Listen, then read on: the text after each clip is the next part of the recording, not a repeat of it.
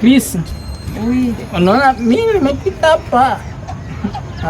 Nimetaka kwambia nipe ile mimba. Uitoshe Unaniambia nini? Nitile mimba uitoshe Nitoshe niende wapi? Kila mtu kwa bila mimba yao kwa kitu ulikuwa zamani. Ni kwa kisi nilikuwa zamani, ulikuwa unaniambia napenda mtoto. Akishapatikana ndio kaniambia chazi.